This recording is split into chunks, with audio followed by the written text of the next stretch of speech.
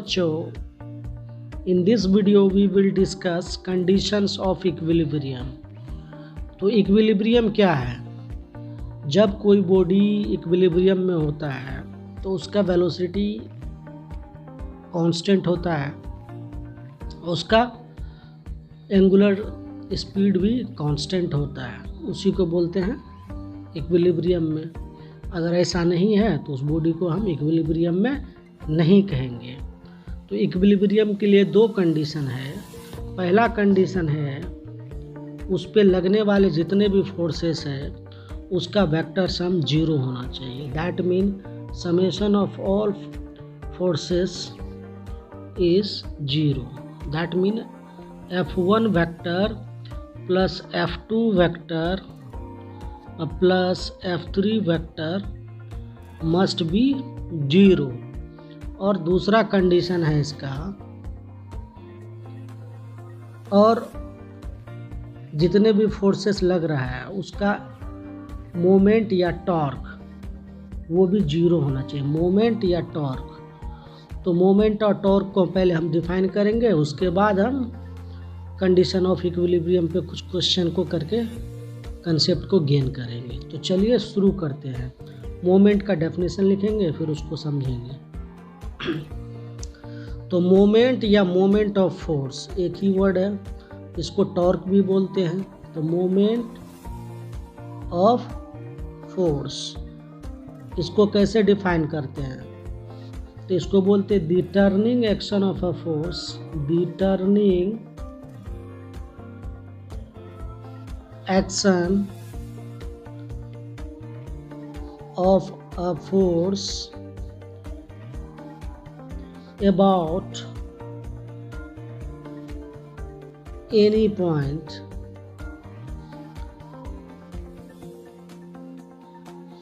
is called moment of force about that point। तो ठीक है, तो मोमेंट ऑफ फोर्स क्या है? The turning action of a force about any point is called moment of force. इस तरह से हम समझ सकते हैं, जब फोर्स किसी ऑब्जेक्ट पे लगे तो उसको किस डायरेक्शन में कितना एंगुलर स्पीड से घुमाएगा, वही हमको मोमेंट ऑफ फोर्स बताता है। तो मैथमेटिकली मोमेंट ऑफ फोर्स को कैसे लिखते हैं? तो मोमेंट ऑफ फोर्स को हम लिखते हैं जैसे कि moment of force about point P, तो इसको हम लिखेंगे magnitude of force into perpendicular distance from line of action to that point. ये समझ में नहीं आ रहा होगा ये क्या चीज़ है, तो इसको हम समझेंगे फिगर से। ठीक है, तो चलिए समझाते हैं ये क्या होता है। तो जैसे कि ये कोई फोर्स वेक्टर है, तो फोर्स जिस लाइन से होके गुजरता है उसको बोलते हैं line of action of force. इसको क्या बोलते हैं? Line of action of force.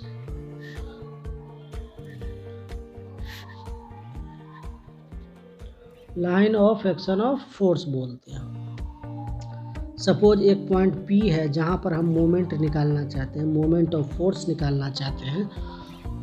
इस फोर्स का moment of force about point P निकालना चाहते हैं, और लाइन ऑफ एक्शन पे कोई पॉइंट है A है, तो पॉइंट A और P को मिलाने वाला एक पोजीशन वेक्टर होगा। ठीक है, इसका मैग्नीट्यूड मान लेते R है। तो परपेंडिकुलर डिस्टेंस कौन सा होगा? तो परपेंडिकुलर डिस्टेंस जो लाइन ऑफ एक्शन से 90 डिग्री बना रहा होगा वो होगा। सपोज पोजीशन वेक्टर A और P को मिलाने वाला लाइन जो है वो पोजीशन वेक्टर और परपेंडिकुलर डिस्टेंस के बीच में एंगल थीटा है। तो अगर ये R है तो ट्रिग्नोमेट्री से ये परपेंडिकुलर डिस्टेंस कितना हो जाएगा? तो ये हो जाएगा R साइन थीटा हो जाएगा। तो अब जो है मोमेंट को हम ऐसे लिख सकते हैं, F into R sine theta ठीक है, मोमेंट या टॉर्क एक ही चीज़ होता है, दोनों एक ही चीज़ होता है। तो अगर हम बात करें तो हम क्रॉस प्रोडक्ट पढ़े हैं, तो ये किसका किसका क्रॉस प्रोडक्ट लग रहा है, ये पोजीशन वेक्टर आर और एफ का क्रॉस प्रोडक्ट लग रहा है। तो वेक्टरली अगर हम लिखेंगे तो इसको क्या लिखेंगे, टॉर्क या मोमेंट किस कहाँ पर, तो अबाउट पॉइंट पी, तो इसको हम लिखेंगे आर क्रॉस एफ लिखेंगे।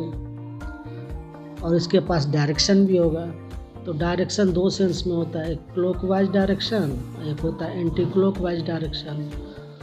इसको क्लॉकवाइज कहेंगे, इसको क्लॉकवाइज कहेंगे, ठीक है, और इसको एंटी क्लॉकवाइज कहेंगे, ठीक है। तो हम क्लॉकवाइज को नेगेटिव में लेते हैं और एंटी क्लॉकवाइज को पॉजिटिव में लेते हैं। जो डायरेक्शन बताता है मोमेंट का या टॉर्क का, उसको उसका सेंस भी बोलते हैं, ठीक है। तो टॉर्क क्या चीज़ है, एक वेक्टर क्वांटिटी है और इसका यूनिट क्या होगा, न्यूटन मीटर। और वर्क क्या चीज़ है, transfer of energy to displace any object. और टॉर्क क्या होगा, the turning action of force. लेकिन दोनों का MKS यूनिट सेम है, तो इसका SI यूनिट क्या हो जाएगा, न्यूटन मीटर हो जाएगा। क्लॉकवाइज है तो नेगेटिव लेंगे, एंटी क्लॉकवाइज है तो पॉजिटिव लेंगे, ठीक है। आप इसका उल्टा भी ले सकते हो, लेकिन हम इस पूरे लेक्चर में या इस पूरे चैप्टर में जहाँ जहाँ बात करेंगे तो वहाँ हम क्लॉकवाइज को नेगेटिव लेंगे, एंटी क्लॉकवाइज को पॉजिटिव लेंगे। तो हमारे पास टॉर्क का मैथमेटिकल एक्सप्रेशन आ चुका है, आर क्रॉस एफ। और परपेंडिकुलर डिस्टेंस को आप समझ सकते हैं, परपेंडिकुलर डिस्टेंस ये वाला हुआ जो 90 डिग्री बनाता है, किसके साथ, तो लाइन ऑफ एक्शन के साथ, ठीक है। और यहाँ पर टॉर्क किसके अबाउट में निकाला गया है, यहाँ पर टॉर्क निकाला गया है पॉइंट पी के अबाउट में। टॉर्क या मोमेंट कहाँ पर, तो पॉइंट पी के अबाउट में। और ये चीज़ क्या आया, RF साइन थीटा आया स्केलर फॉर्म में। और वेक्टर फॉर्म में क्या आया, वेक्टर फॉर्म में आया आर क्रॉस एफ आया, ठीक है। अगर वेक्टर फॉर्म में बात करें तो आर क्रॉस एफ आया, ठीक है। और स्केलर फॉर्म में RF साइन थीटा। अगर थीटा 90 डिग्री है तो टॉर्क कितना हो जाएगा, RF हो जाएगा, साइन थीटा 1 हो जाएगा। अगर थीटा 0 डिग्री है तो RF कितना हो जाएगा, 0 हो जाएगा, कोसाइन 0 0 होता है। चलिए कुछ एग्जाम्पल लेकर समझते हैं मैथमेटिकली टॉर्क कैसे निकालेंगे। तो मान लेते हैं ये 10 न्यूटन का फोर्स लग रहा है, ठीक है। और यहाँ पर पॉइंट A है, ठीक है। तो इसके अबाउट में टॉर्क कितना होगा, तो पॉइंट A से यहाँ पर पॉइंट मान लेते हैं P है, हम A के अबाउट में टॉर्क निकालना चाहते हैं या मोमेंट निकालना चाहते हैं, मोमेंट ऑफ फोर्स निकालना चाहते हैं और स्केलर फॉर्म में, तो ये कितना होगा। तो इसके बीच में अगर ये दूरी 2 मीटर है तो टॉर्क कितना होगा, और ये 30 डिग्री का एंगल बना रहा है, तो हमको चाहिए ये टॉर्क कितना होगा। तो इसको हम निकाल सकते हैं। चलिए साफ करके आगे बनाते हैं। क्वेश्चन समझ में आया, 10 न्यूटन का फोर्स है और ये 2 मीटर है। तो अगर परपेंडिकुलर डिस्टेंस की बात करें, थोड़ा कलर चेंज कर लेते हैं इसका, तो ये line of action of force है और ये P पॉइंट जो है line of action of force पे है। तो और हम A के अबाउट में निकालना चाहते हैं, तो ये क्या हो गया, इसका पोजीशन वेक्टर हो गया। तो पोजीशन वेक्टर के साथ में लाइन ऑफ एक्शन जो 90 डिग्री बनाएगा वही परपेंडिकुलर दूरी होगा, तो ये परपेंडिकुलर दूरी हो गया। तो ये हाइपोटेनियस हो गया इसके लिए, इस राइट एंगल ट्रायंगल के लिए। तो ये 2 है तो क्या हो जाएगा, 2 साइन 30 डिग्री हो जाएगा। तो आप टॉर्क इसका आसानी से लिख सकते हैं मोमेंट। तो मोमेंट को क्या लिखेंगे, MA स्केलर फॉर्म में लिख लेते हैं। तो इसको हम लिखेंगे फोर्स इनटू परपेंडिकुलर डिस्टेंस।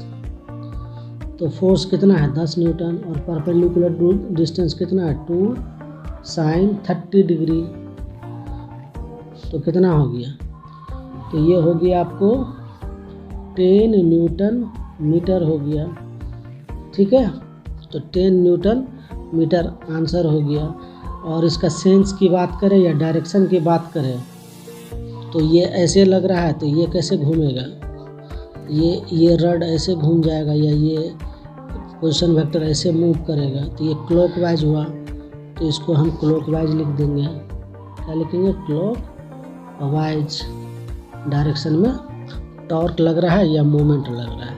चलिए कुछ और क्वेश्चन लेके समझते हैं। तो यहाँ पर एक क्वेश्चन है, एग्जाम्पल लेके देखते हैं। यहाँ पर दो फोर्सेस है, 8 न्यूटन और 10 न्यूटन। तो इसका टॉर्क हमको पॉइंट ए के अबाउट में निकालना है। तो कैसे निकालेंगे, तो टॉर्क क्लॉकवाइज को हम क्या लेते हैं, नेगेटिव, एंटी क्लॉकवाइज को पॉजिटिव लेते हैं।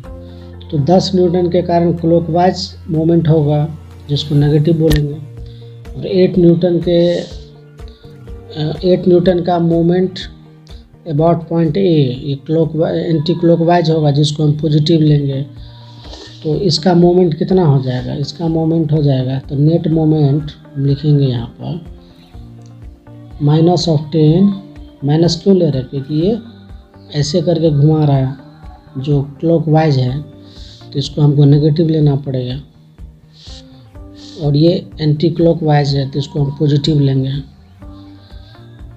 तो 10 न्यूटन वाला कितना हो जाएगा, -10 × 3। और ये पॉजिटिव होगा, इसका मोमेंट पॉजिटिव होगा, तो इसको हम ले लेते हैं, इसको प्लस करेंगे। तो इसका फोर्स कितना है, 8 और × 2। इसमें साइन क्यों नहीं लगा है, क्योंकि साइन 90 कितना होता है, 1 साइन 90 कितना होता है, 1 होता है। तो यहाँ पर -10 3 साइन 90 के बदले हम साइन 91 होता है, तो इसमें सीधा हम फोर्स इंटू परपेंडिकुलर डिस्टेंस, क्योंकि साइन 90 होगा, यहाँ पे साइन 90 होगा, तो साइन 90 लिखने से कोई फायदा नहीं, क्योंकि उसका वैल्यू 1 खुद होता है। तो ये कितना हो जाएगा, ये हो जाएगा -30 और +16, दैट मीन -40 न्यूटन मीटर हो गया इसका टॉर्क। और इसका सेंस हो गया क्लॉकवाइज, तो दैट मोमेंट हो गया। अब साइन नहीं देंगे तो यहाँ पर लिख देंगे खाली क्या, क्लॉकवाइज मोमेंट हो गया इसका। इस तरह से हम निकाल सकते हैं। एक और एग्जांपल लेते हैं। चलिए, इस प्रॉब्लम में कह रहा है 3 फोर्सेस है, 6 न्यूटन, 12 न्यूटन और 8 न्यूटन। तीनों का मोमेंट निकालना है पॉइंट ए, जो कि पिवोट है, जिसके अबाउट में घूमता है उसको बोलते हैं पिवोट। तो कितने फोर्सेस है, 3 फोर्सेस, 6 न्यूटन, 12 न्यूटन और 8 न्यूटन। सभी का डिस्टेंसेस पॉइंट ए से दे रखा है। तो हमको मोमेंट चाहिए, नेट मोमेंट, टोटल मोमेंट कितना है उसको निकालना है। कहाँ पर निकालना है, तो पॉइंट ए के अबाउट में निकालना है। तो चलिए इसको लिखते हैं, क्लॉकवाइज को नेगेटिव लेना है, एंटी क्लॉकवाइज को पॉजिटिव लेना है। तो पहले 6 न्यूटन का निकाल लेते हैं। तो m = हो जाएगा 6 न्यूटन कैसा प्रोड्यूस करवाएगा, क्लॉकवाइज के एंटी क्लॉकवाइज। तो 6 न्यूटन ऐसे घुमाएगा, दैट मीन एंटी क्लॉकवाइज, तो इसको पॉजिटिव लेना पड़ेगा। तो 6, तो m को लिखेंगे, m = लिखेंगे 6 इंटू, सब 90 डिग्री बना रही है, 90 डिग्री बना रहा है, तो 6 इंटू कितना, 6 इंटू हो जाएगा डिस्टेंस 1.5 पॉजिटिव होगा।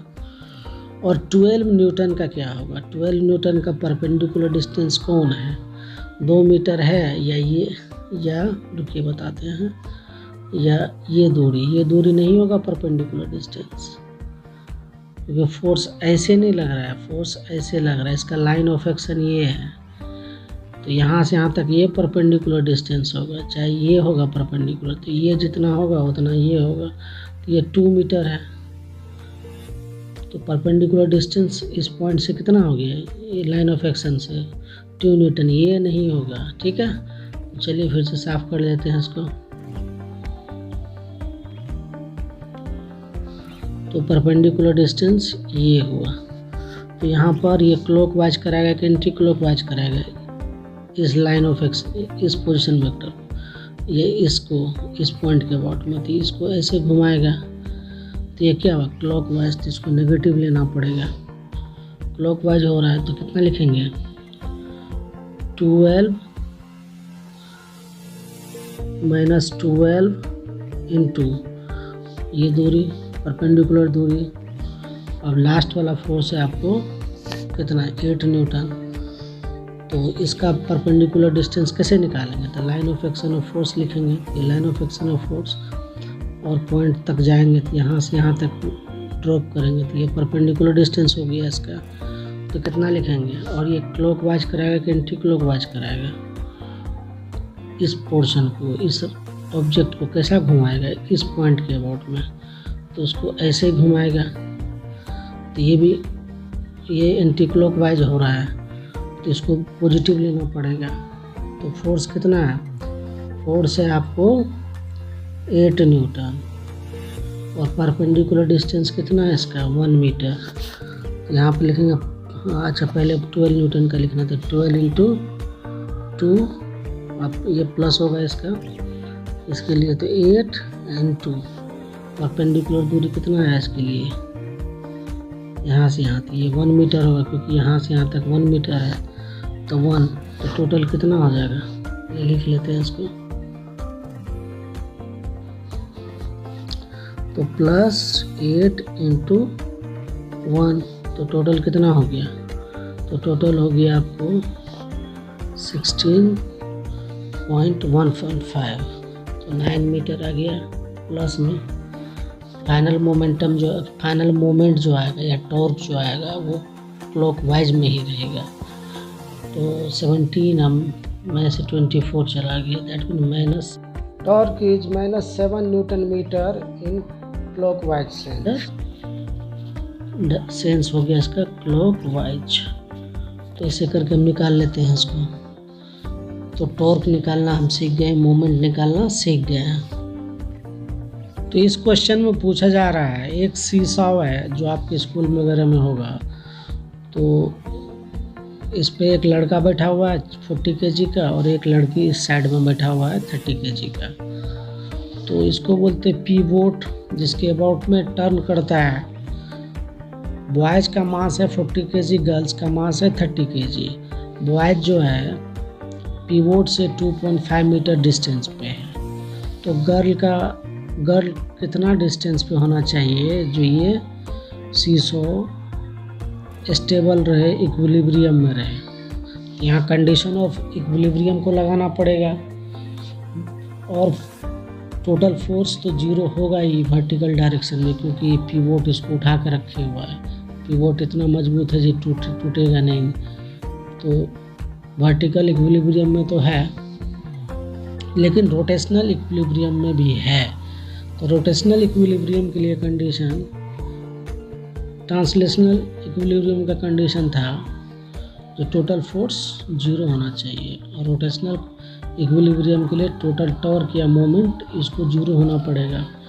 ठीक है, तो यहाँ पर रोटेशनल वाला केस लगाएंगे जो कितना दोनों का मोमेंट बराबर होना चाहिए और अपोजिट होना चाहिए, ताकि इसका सम 0 होना चाहिए। तो यहाँ पर इसका टॉर्क निकाल लेते हैं बॉयज़ का। तो बॉय का टॉर्क, टोटल टॉर्क दोनों मिला कर 0 कर लेते हैं, सीधी सी बात है। तो इसको 0 होना चाहिए।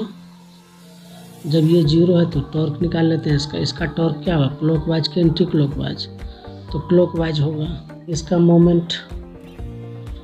मोमेंट क्या होगा, एंटी क्लॉकवाइज, और इसका मोमेंट क्या होगा, क्लॉकवाइज। तो ये पॉजिटिव लेंगे और ये नेगेटिव, तो मोमेंट इक्वल टू क्या होता है, और ये परपेंडिकुलर डिस्टेंस है, तो ये हो जाएगा 90 मतलब 40 फोर्स मतलब mg। तो g कितना होता है, मान लेते हैं 9.8 या 10 भी ले सकते थे। ये हो गया फोर्स इंटू परपेंडिकुलर डिस्टेंस, तो perpendicular distance line of action से कितना हो गया 2.5। और इसको नेगेटिव लेना पड़ेगा। तो इसका mg कितना होगा, इसका mg हो जाएगा 30, माइनस लिए क्योंकि क्लॉकवाइज में घुमा रहा है इसको, 39.8 और परपेंडिकुलर दूरी कितना है वो पता नहीं है, और सबका सम मिला कितना होगा, 0 होगा। 0 क्यों लेना पड़ रहा है, क्योंकि इक्विलिब्रियम में है। तो टोटल कितना हो गया, ये 9.8 दोनों में है, तो इसको 0 को उस साइड भेज दिए, तो हमारा हो रहा है कितना, 40 × 2.5, ये हो जाएगा 100, और ये हो जाएगा आपको -30D = 0।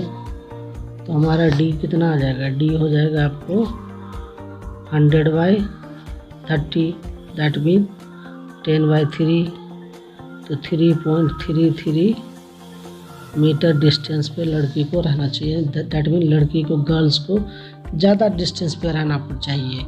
कहाँ से, तो पीवोट से। क्यों रहना चाहिए, क्योंकि उसका मास कम है, दैट मीन उसका वेट कम है, और ज़्यादा वेट वाले को बैलेंस करने के लिए उसको टॉर्क ज़्यादा बढ़ाना पड़ेगा। तो टॉर्क बढ़ाने के लिए क्या करना पड़ता है, परपेंडिकुलर डिस्टेंस को बढ़ाना पड़ता है। इसीलिए क्या करते हैं, दरवाजे में हिंज जो लगाते हैं खींचने के लिए, वो ज़्यादा दूर पे रखते हैं। अगर ये कोई पूछे, ये अगर मान लेते इस एक्सिस के अबाउट में ये रोटेट करता है, तो यहाँ पर फोर्स लगा के इसको आसानी से घुमा सकते हैं, या यहाँ पे फोर्स लगा के घुमा सकते हैं। तो जवाब होगा यहाँ पर कम फोर्स लगा के भी आसानी से घुमा सकते हैं, और यहाँ पर मुश्किल से घुमा सकते हैं, क्योंकि ये परपेंडिकुलर डिस्टेंस कम है और इसका परपेंडिकुलर डिस्टेंस ज़्यादा है।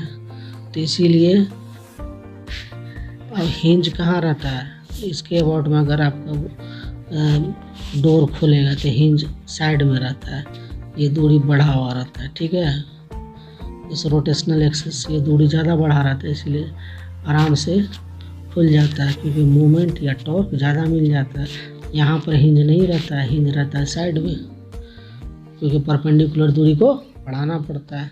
चलिए, और टॉर्क और मोमेंट के कंसेप्ट के साथ नेक्स्ट वीडियो में फिर से मिलते हैं। चलिए, थैंक यू फॉर वॉचिंग।